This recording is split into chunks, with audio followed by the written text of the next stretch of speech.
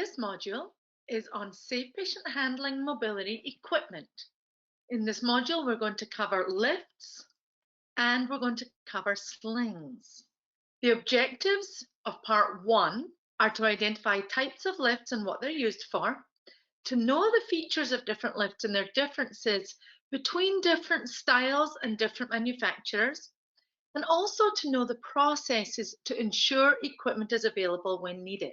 Your role as a unit peer leader in helping to understand all the equipment that you have and in helping make sure that the equipment is always functioning and ready for use is how you can help your co-workers be safe every single day. It's one of those unseen tasks that may seem less important than the training, than the using it with patients, but it is no less important.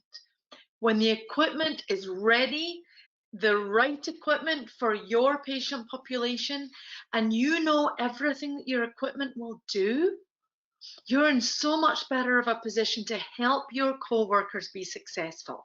And that's what it's all about. So what are some categories of equipment? We're going to look at full body lifts, sit to stand devices, bed features, friction reducing devices, air assisted technology, and also some other devices that are available. Some you may know about and some you may not be aware of, but this module can help give you an idea of some other things that may be available to you. So we're going to start looking at ceiling lifts and full body lifts, which are floor based. We're going to look at some of the features of these, pull out the lifts that you have in your unit, and make sure that you understand where all of these features we're going to talk about in this module are on your particular lifts. For ceiling lifts, there's many different configurations that can be installed. So ceiling lifts can be either mounted in the ceiling, which you'll see this one is actually mounted directly up into the ceiling. But some ceilings are not strong enough to bear the weight capacity. So these, although they're called ceiling lifts, can also be mounted into the wall, and they can be freestanding, what they call a gantry system. And it's basically 4 posts, and then the rails are attached to the top of the posts. Those can also be set up in patient rooms if you're not able to get into the ceiling, or if you've got older buildings, if you've got asbestos in the ceilings, or if you've got construction restraints where you've perhaps got ductwork or you've got other structures in the ceiling that you cannot get around. There are other ways to install these kinds of overhead lifts. There's also straight track configuration, and there's an XY. A straight track basically goes in a straight line with the motor attached to it on a roller that moves back and forth. The configuration you see here is an XY. So what you can see is the X beams are attached to the ceiling, and then it's got a cross beam, a Y beam that moves anywhere across the room. The motor on the Y rail can move anywhere along the rail. So this configuration effectively gives us full coverage of the whole area under the XY system. The straight tracks are attached to the ceiling, and they can be straight or they can be curved. If you want your track system to go into a patient bathroom or in a rehab gym where you might want a lap going all the way around, so more of an oval or a circular track, that you can actually have patients walk laps around for exercise or rehabilitation. As far as using and maintaining the ceiling lifts and the motors, you know your manufacturer, you know obviously how the motor works, the buttons on the hand control. Some motors have two-way motors, which means that the up and down is the only directions that are motorized. The movement of the rail and the motor on the rail are on smooth rollers, but they are not motorized. Some lifts have a four-way motor where you can mechanize or motorize the up and down, but they also have a motor which will move the lift unit itself on the rail back and forward. That would be a four-way motor. Know what the emergency lowering is. Anytime you have a powered device, you want to make sure that you can override it. You don't ever want a scenario where you have a patient suspended and there's a failure of motor of the lift. So for example, in this case, if I pull on the red cord, you'll hear a beep and the mechanism for holding the strap in will release and lower the patient. You are going to have to push it back in again in order to then have the lift functioning. So let's show a close-up of that. Pull down on the emergency cord and it will lower, and then push up on it again to make the lift function again. Anytime you have to override the power, you want to make sure you call in a work order or a service request on the lift for somebody from Biomed to come and take a look at it. The other thing you need to make sure of when you're using your lifts is that they're always charged. Some ceiling lifts or overhead lifts have continuous charge where they don't have a specific charging station. With this particular model, my charging station is all the way in the corner.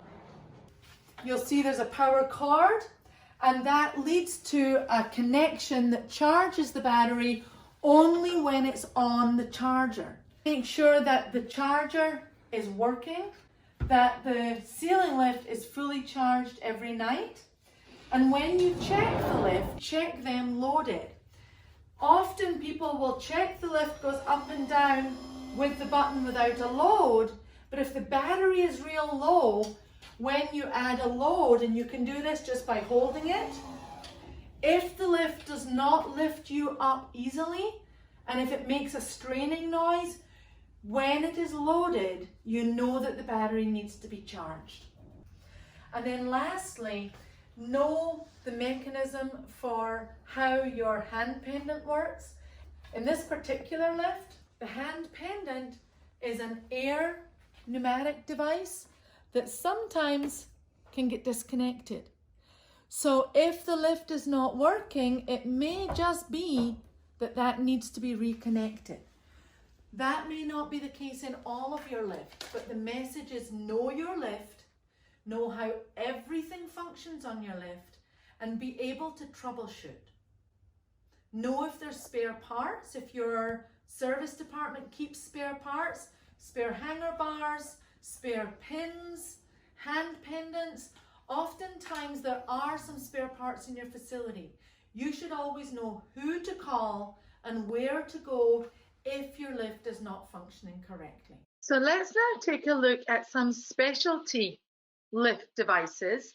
This is one by Goldman, and we're not endorsing any one company over another. It just happens that this particular feature is unique to the Goldman lifts.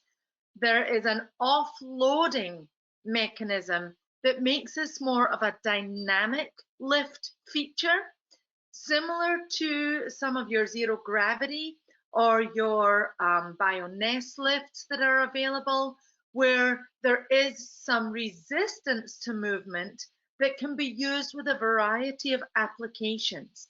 So again, know what is available, know whether you have any of these lifts in your facility, and particularly in your unit that you are a peer leader of, and know what to ask for with your co-workers and see if any of these features would be helpful for them. There is an elastic or a bungee cord feature with a simple under the butt sling device that can help you with some specific aspects of sit to stand. Ceiling lift hanger bars are almost always loop style hanger bars with a gate mechanism that has a loop, and it may have a spring to close this gate. In this one, it does not. This is a 2-point hanger bar, but you also have some lifts with 4-point hanger bars, and some manufacturers even make a longer attachment where you can have 6 or even 8 points to attach, especially for your bariatric patients or your repositioning slings, so that you can spread the load over a wider area. You can use a full body sling with this, so a seated sling, a hygiene sling. You can use a repositioning sling for bed mobility. You can also use ambulation slings with a ceiling lift. The only sling you're not going to use is a sit-to-stand sling that is specifically designed to work with a sit-to-stand mechanism. But any of those slings that have a loop attachment, you can use on a loop style hanger bar. You must not ever use a clip style sling on a loop style hanger bar. That can result in grave injury to the patient and it will not be safe. Make sure that you know the configuration, that you know the motors, that you know the safety features, you know the hanger bars, you know which slings are going to fit, and make yourself some notes if you need to before going on to the next section. Now let's talk about floor-based lifts. There are many different kinds of floor-based lifts. There are variations in the bases of the floor-based lifts. There are variations in the hanger bars and in whether or not the strap moves when you lower the boom or whether the whole boom moves. You'll also see differences in clip style or loop style hanger bars. And then you'll see some floor-based lifts have the handlebars, some do not have handlebars. So again, know what your lifts will do. Some have motorized bases, others are push-pull.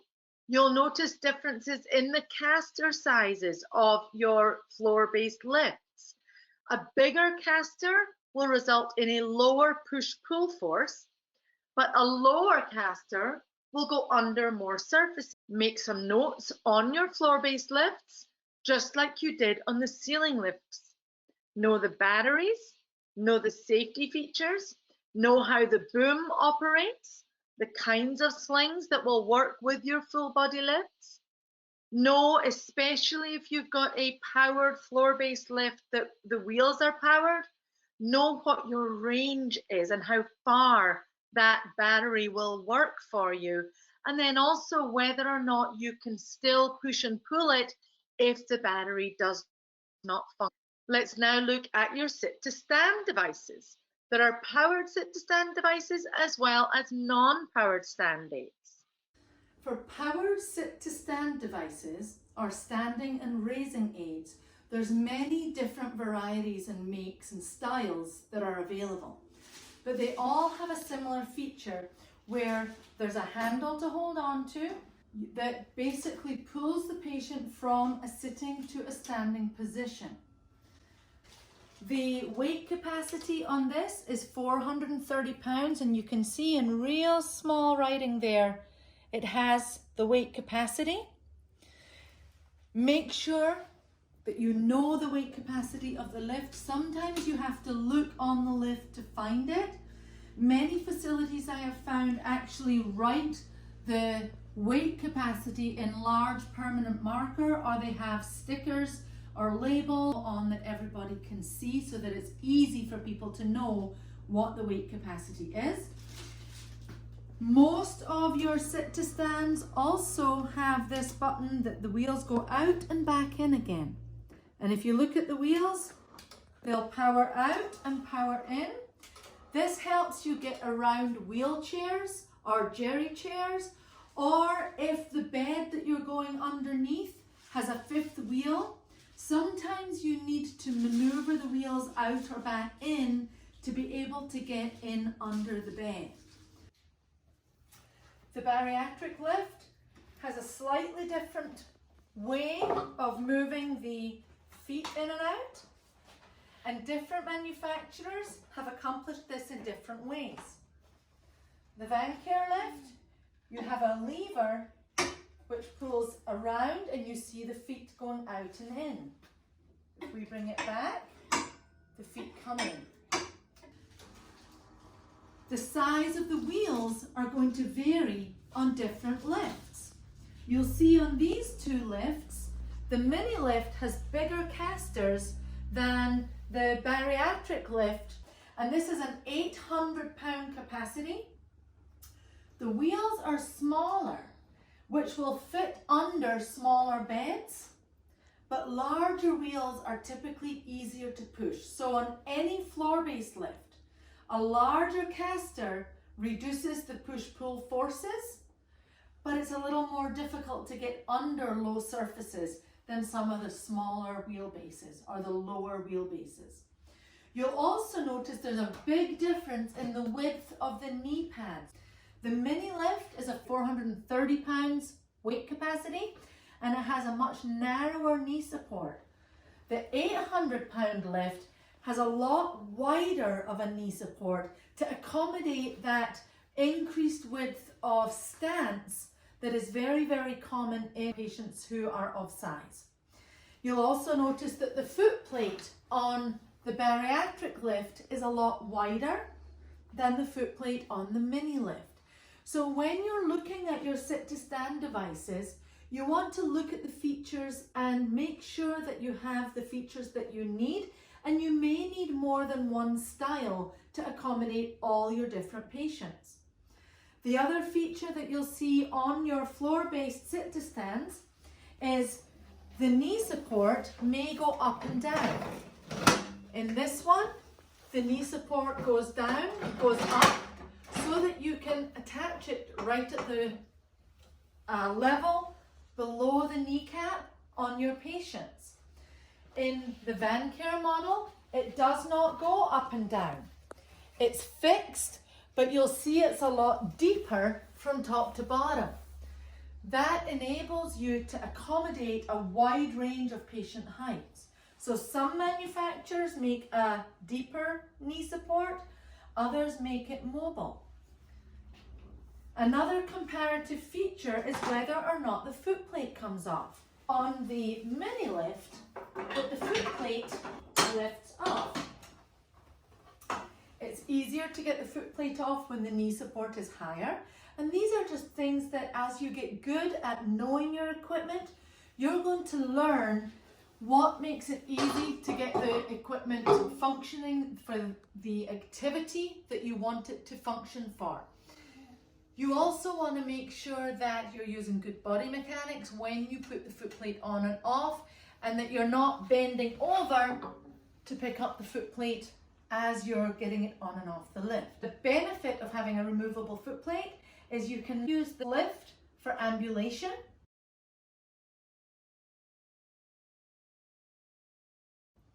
With the knee support in case the patient's knees buckle. In the bariatric lift, the foot plate does not come off, so you cannot use that lift for ambulation, but you still are going to be able to stand your patient up with it. The hand pendant, when we look at the mini lift, the way it attaches to the lift is to hook onto one of the bars. On the van care lift, the hand pendant is magnetic. So again, these are different user preferences that when you're looking at different lifts might make one lift preferable over another. You'll see that they have very different footprints. If I have to get into small bathrooms, I'm not going to be able to accomplish that with this lift, but I might be able to get into a small bathroom with the mini lift. Powered sit-to-stands have differing features that when you do equipment fairs, you want to make sure you understand all the differences and the features that are going to be beneficial for your patient population in your particular environment and care setting for the tasks and the kinds of patients that you're going to need. Non-powered stand aids are similar to the powered stand aids, except there's no motor.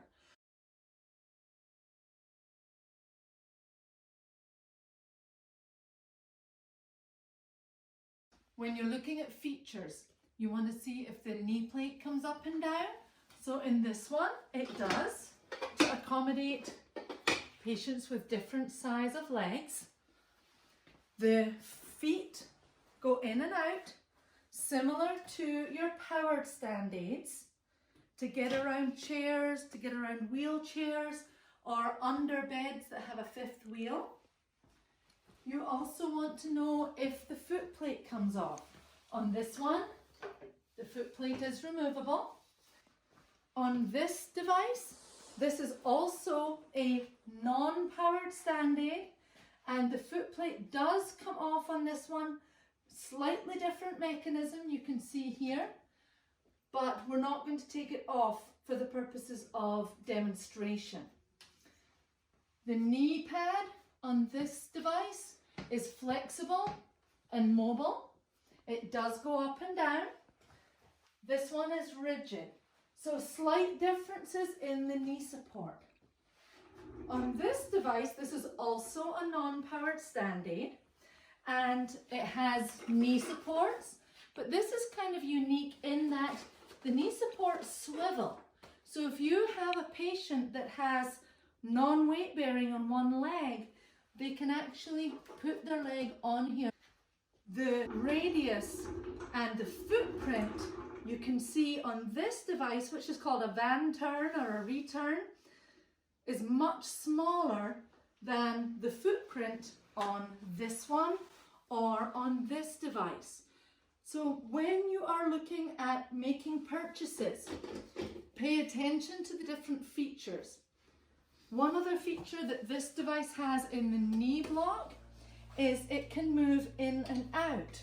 So it can accommodate patients with shorter femur lengths or longer femur lengths. The weight capacity of this one, if we look, is 450 pounds right here. The weight capacity of this device is 170 kilograms. This one has a capacity of 330 pounds. And you can see there's just a little label right on the handle that tells you the weight capacity. Lastly, these two models have seats that flip down behind them. The mechanism of the flip of the seat is something else you want to look at. Sometimes if you have patients with wider hips, it can be difficult to lift these flaps up in this manner. So both of these models have an alternate way of raising the flap or getting it out of the patient's way so that you can get the patient in and then put the flap in behind them. The advantage of that is that if the patient needs to sit, they can sit on the support and be transported back to where they need to go. If you have any notes, understand all the things that your non-powered sit-to-stand devices can do. Now we're going to talk about friction reducing devices. And these are any device that help overcome the friction from moving a person along a surface, either up and down in bed or during lateral transfers. They can be used to help insert slings in a bed or in a patient's chair. They can be used for exercising in bed, and they also can be used to help transfer a person onto another surface. They can be mechanical or they can be non-mechanical. So mechanical friction reducing devices include crank type or electric rollers that mechanically pull the patient on a specially designed surface from one surface to another or up in bed. Non-mechanical devices include boards with friction reducing properties such as slide boards, roller boards, and slide sheets. So in this video, you'll see the use of two slide sheets, one on top of another, to transfer a patient from one surface to another. These are disposable slide sheets, but there are also single patient use. There are reusable, there are launderable slide sheets that are also available. Most manufacturers have a version of friction reducing slide sheets, and Check with your manufacturer if you're not already using these, if they have these that you can add to your portfolio for these kinds of lateral transfers. In this video, we're going to see air-assisted devices used for the same lateral transfer from a stretcher onto an MRI or a CT table. In this case, the compressor is going to add air, which then comes out through thousands of little holes underneath this mattress and effectively hovers the patient from one surface to another. This can help overcome any gaps in a way that the friction-reducing devices maybe are less able to do. Using the hover technology or the air-assisted technology can also be very helpful if you've got a patient with multiple trauma or broken bones or just in a lot of pain. Let's take a look at the air devices for getting a patient off the floor. So in this particular device, you see compression or air compressor inflating sequential compartments that effectively raise the patient up to the height of the bed. And then you can transfer the air source from the compression compartments in the hover jack or in the air assisted jacking device to the air mattress, which then can be used to transfer the patient laterally back onto their bed. Again, there's more than one version. Of air assist transfer. There are reusable air assist transfer mattresses and there are single patient use mattresses. Know what you use in your facility, and if you don't use any of these, check with your facility coordinator whether these would be appropriate for your unit. We're now going to look at bed features, and in this video you will see a variety of different activities that you can do using the features of your bed. This activity is using the chair feature of your bed. Some of your beds have a reverse Trendelenburg or even a fully standing technology. If they do, you can use these technologies to progressively promote upright mobility, even in a patient who is fairly dependent. If your bed has a foot support on it, you can use that in a chair position to be able to promote activity and weight bearing even when your patient is sitting. So again, know what features your beds have, know the degree of tilt, whether it's a reverse Trendelenburg or a full standing position. Find out whether the foot plate can go in or out to meet their feet in the chair position, and whether or not the foot plate is removable to be able to stand your patient up from a chair position, and make sure that you understand how to use the bed features to promote safe mobility for your patients. There are many other solutions that are not lifts per se, including ladders to assist with bed mobility that a patient can pull themselves up with. There are pivot discs where one surface pivots on another. These are great for car transfers. They're great for getting patients' legs in and out of the bed. There are one-way slider cushions where the pile is specifically oriented to facilitate boosting in a chair and to resist the sliding out of a chair. There are gliding boards that can be used to help get a sling in behind a patient, either in a chair or in a bed, where you can use the two boards and slide that sling in between them, similarly to how you can use friction-reducing devices. Many innovations are constantly emerging, and so as a unit peer leader, it's really useful for you to just keep your eye on new innovations. Attend your monthly unit peer leader meetings so that as your facility coordinator becomes aware of new technologies, they can share them with you, or you can share them back to your facility coordinator, so that as your unit peer leader, you can ensure your co-workers, your teammates, have all the devices that they need to be safe for them and safe for their patients. Again, like I said at the beginning of this, these are some of the unseen activities that are so very important. And it's a way that we can show our co-workers we care and show our patients that we care for them.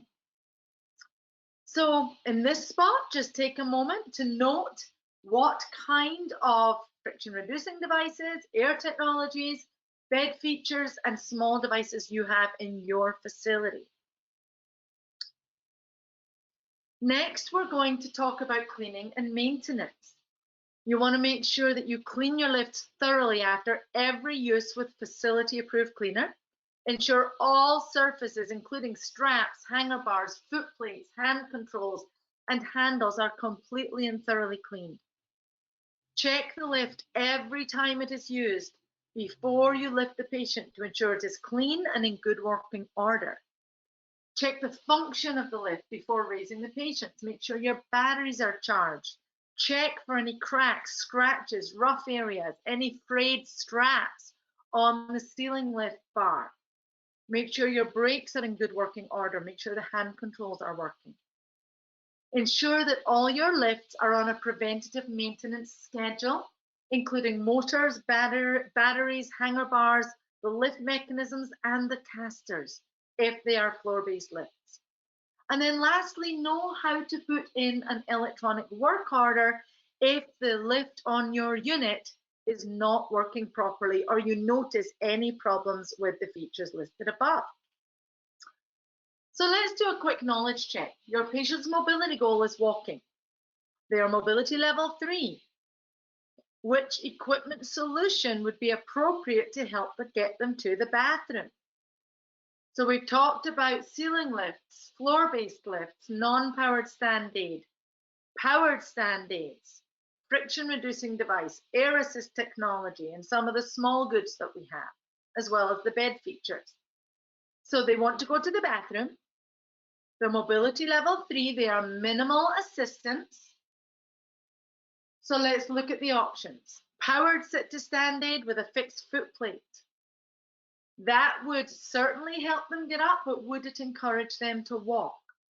They're minimal assistance, which means they can clear their bottom. They just need some help to stand. Would a floor-based full body lift with an ambulation sling work for them? Would it go in the bathroom? Would it go to a commode that could then go in the bathroom? Would they be able to walk with an ambulation harness on? Would a friction reducing slide sheet help them? Or both A and B are appropriate? So I think the answer to this, if you haven't already guessed it, is both A and B could be appropriate, but B is going to allow them to walk. Whereas A, if the fixed foot plate will not come off, they're not going to be able to go to the bathroom and walk to get there. So the ideal answer is B, but A could be used if B is not available. Let's check again in another knowledge check.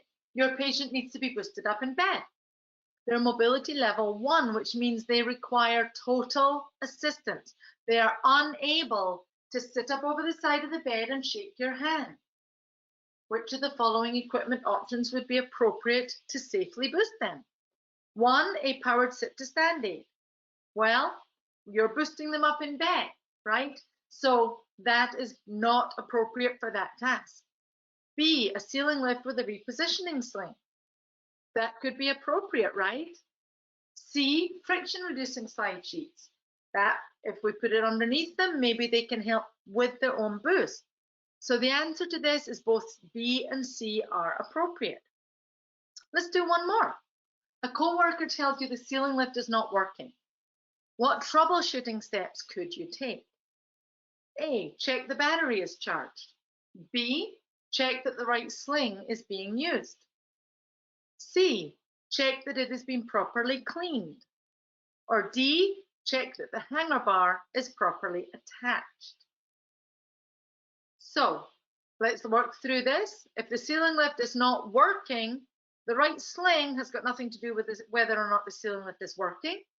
Whether it's been properly cleaned is important, but that's got nothing to do with whether or not it's working. Check the hanger bar is properly attached. That's important. So all of these are important. But to tell whether the ceiling lift is working or not, you want to make sure that the battery is charged, which is answer A. And then lastly, check number 4, which feature must you know in case the down button does not work when the patient is in the lift? The weight capacity of the lift, how the base goes in and out, how the emergency lowering works, and how the lift charges. Again, all of them are important, but what you need to know to lower the patient is C, how the emergency lowering works. So when it comes to lift equipment, know what equipment you have on your unit and how to operate all equipment. Understand how to choose the correct equipment for mobility goals based on your mobility screen. That is covered in more detail in the mobility screen module. Understand the safety checks, the daily maintenance, as well as the annual maintenance of your lifts. Know the cleaning mechanisms. Promote mobility uses of your equipment. Ensure the equipment is always operational and available. And attend unit peer leader meetings to discuss challenges with your lifts or opportunities and innovations with your facility coordinator.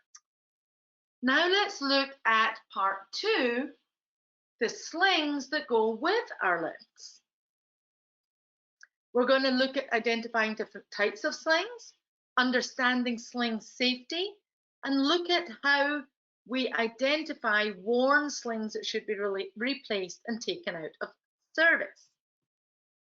The information contained in these modules is created by an external education company, and information contained in the modules should be verified and approved by your facility personnel. Any videos or pictures taken without masks were taken prior to COVID. Always refer to your facility PPE guidelines and regulations when using safe patient handling equipment. And always follow your manufacturer instructions for all lift equipment and sling usage. Examples shared in these modules are generic and they are not intended to be instructions for use for any specific lift and or sling. You must check with your individual manufacturer for specific instructions for use.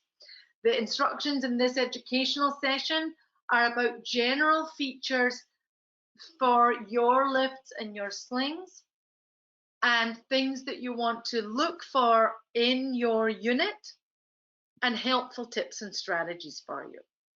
So some general sling information. Slings determine the function of the lift. Slings can be launderable, which are reusable slings, and then they're laundered and can be used on another patient. Wipeable, where they are still reusable but can be wiped down between patient uses. And then there are also single patient use slings, which are specific to one patient and are not designed to be wiped down or laundered.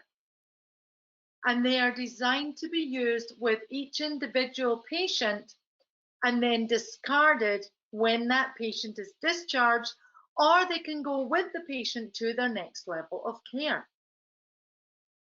The sling attachments for lift hanger bars can be loop style, where they attach to a loop style hanger bar, or they can be a clip style sling, where there are openings in a plastic clip that reciprocate with a screw on the lift device, or they can be lock and loop style, where the sling has a strap, that there is a looping mechanism on the lift that goes through the strap and then locks in to attach the sling to the lift. It's very important that you know which style of attachment you have in your lift and in your sling, and you never mix and match the attachment. Another type is our repositioning slings. These are flat sheets that are used, as their name implies, for repositioning in bed. Uses include proning, boosting, turning, lateral transfers, cleaning a patient or replacing bed linen. There are also split leg slings. These are also called seated or full body slings. They come in different versions. The first one is a high back sling, which encompasses up to the shoulders or even through the head support of a patient. The low back slings, which typically stop a little shorter when a patient has good head control and some upper body support control.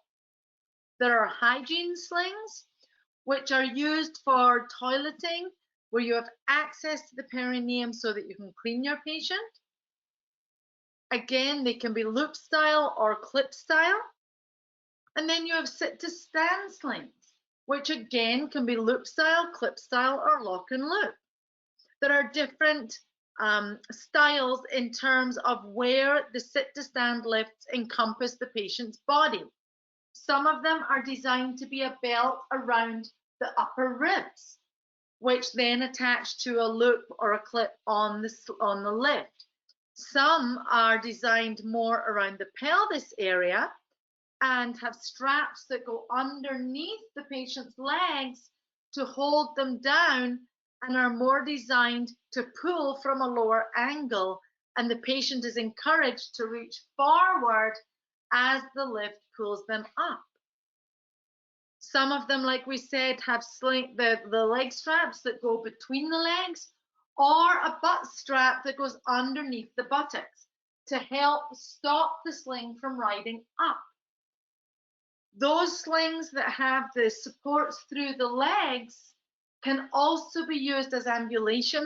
When it comes to ambulation slings, there are many different varieties. Slings are a vest style, some are a belt style, some have straps that go through the groin, others have straps that go around the legs that you see in versions C and D, which are more like a lift pant style. Some of the pants also have a vest style. And then lastly, you see some of the ambulation harnesses are more of a diaper style, where they come through the patient's legs in the front and the back, and then are connected across the side with belts. Some ambulation slings are wipeable, some are single patient use, some are launderable. And in this particular slide, you see that all of these are on ceiling lifts, but you can use these with any of your floor-based lifts as well. In this video, you'll see where an ambulation harness can also be used for seated bed functions.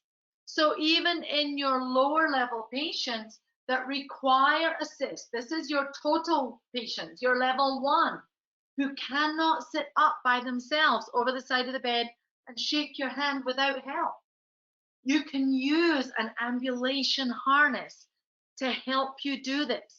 And again, you see one version used here, but it doesn't matter which harness you have. There are also specialty slings, limb slings, bariatric slings, pannus slings, as you see up in the top right corner here, that can support a patient's pannus as you're doing different care activities, maybe pericare or inserting a Foley catheter. There are multi-function slings, there are multi-side slings, there are double amputee slings, turning slings. Know what sizes of slings. Some slings, one size fits all, for example, in your limb slings.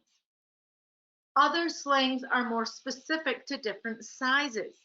So different manufacturers rate their sizes differently. Know what length and what girth and what weight capacity your different sling sizes are. And know the color scheme. You'll see from just this small array of manufacturers that different manufacturers have different colors for different sizes. So don't ever just go by color alone. You must know the sizing, the weight capacity, the hip precautions. With any sling, know whether they affect different precautions. Ask your facility coordinator when you do your training if you can use your slings with braces, if you can use them with spinal braces, if you can use them with abdominal binders, for example, if you can use them with chest tubes, with different wound drains, with catheters. We need to know all the things on your unit that are common and rare for your patients so that you can help your team be successful in using the different slings, and so that you as a unit peer leader can help your facility coordinator make sure that you have the right slings for the right patient activities on your unit. Next, we look at weight capacity and we look at labels. So make sure that the labels on your slings are easy to read and that they're not worn off or torn off of your slings. The weight capacity should be clearly identified on your slings. And if it is pounds or kilograms, make sure that everybody understands the transfer from pounds to kilograms. So if your co-workers utilize pounds, and your sling label has a weight capacity in kilos, make sure everybody knows what weight capacity that is in pounds. The label should also say whether it is launderable, and it should have the cleaning instructions. Some slings have a laundry indicator that will wash off when the sling is laundered. If that is the case, make sure everybody on your unit knows. Sometimes single patient use slings get accidentally laundered. So make sure that you know what that laundry indicator is and check your inventory to make sure everybody knows. Check the slings for the label and whether or not there's a laundry indicator. And if it is come off, they know not to use that sling with a patient. Sometimes cleaning instructions are in symbols, sometimes they are in narrative. Ideally, the label on the sling should show you very clearly the function of that sling. This makes it easier for everybody who grabs that sling to know exactly what it can be used for. Lastly, we're going to talk about sling safety. There is a task force of safe patient handling mobility experts that have worked on this, and there are new guidelines expected later in 2021. And this is a link to the sling hanger bar guidelines from 2016, which, like I said, are being updated and are scheduled to publish by the end of 2021. Some of the safety checks that you want to look for: are you using the right kind of sling for the patient activity? Is the sling the right size? Is the compatibility of the sling and the hanger bar correct? Are you using a loop sling with a loop hanger bar? Are you using a clip sling with a clip hanger bar? Are you using the correct number of attachment points? If the lift and sling have different weight capacities, are you using the lower of those two capacities? Have you checked any precautions or special instructions? Hip precautions, drains, tubes, fractures, skin, contractures, paralysis, skin sensation, any wounds that you need to be careful of? Is the sling clean? Is the label easy to read? Are you confident it is not a laundered single patient use sling? Is the sling in good condition? No worn or loose stitches, no visible wearing, no rips, holes, tears, no broken buckle. Are the fabric connector straps in good condition? Make sure there's no fraying, no tearing. If you have metal or plastic connectors, make sure they're not cracked or worn or misshapen. Make sure your metal or plastic connectors are securely attached to the straps of the sling. No straps should be knotted or tied. Hanger bars should be appropriate for the sling connection. We cannot say this too often. Hanger bars should have no signs of damage themselves. No cracks, no worn areas, no rough edges, no sharp areas that can harm a patient. If the hanger bar has a gated closure, make sure the gated mechanism is working properly. You also want to check the patient as you apply the sling. And as you raise the patient, you should be checking that those attachments are nested completely in those hanger bars, and that the loops especially are not in a position where they can jump out as the patient is raised. The sling should support the patient properly and comfortably. Check that there's nothing pinching between the patient's legs. There shouldn't be any areas of discomfort. Make sure the patient's weight is appropriately distributed and that they're not leaning to one side. Check medical devices. If they have IV lines, ventilator tubes, feeding tubes, chest tubes, drains, stomas, ileostomy bags, catheters, subcutaneous ports or devices, monitors, orthopedic braces, make sure nothing is pinching or pulling. Make sure your straps are not twisted. They're not caught on any part of the patient or the lift or under a bed rail. Make sure everything is free before you lift. And then raise the lift slowly, watching and checking all tension points as you do so. So in this slide, you'll see a few examples of wear and tear. In the first one, we see worn stitches. This is much easier to see in the second one, a hole in the sling. And the third one is a little harder to see. But anytime the stitches are torn and loose, this is an example of a sling that needs to be taken out of service and thrown away. So, a couple of knowledge checks. You go to get a sling for your patient to get up to the bathroom. You notice there are some frayed stitches where the connector loops attach to the body of the sling. The correct action is A, use it, there are only a few stitches frayed. B, put it back on the shelf and grab another one. C, lift the patient manually. Or D, take the sling out of service, let your facility coordinator know and use a different sling. Hopefully everybody answered D, that all of the other ones are inappropriate for your safe patient handling program. Knowledge check 2, a clip style sling can be used with any kind of hanger bar, true or false. Hopefully everybody immediately got B, false. Right, lastly, your patient weighs 420 pounds and wants to get up for lunch. They're mobility level 2, so they are moderate assist. They can sit up over the edge of the bed, but they don't have enough strength to try and stand. They need powered stand aid to help them get up. The lift is a 440-pound capacity, and the sling says 400-pound capacity. Can you use this sling with this lift for this patient? Hopefully you all said no. Even though the lift can weigh a 420-pound patient, the sling says 400 pounds, you must get a higher capacity sling. Congratulations, you have now completed the module on equipment for lifts and slings.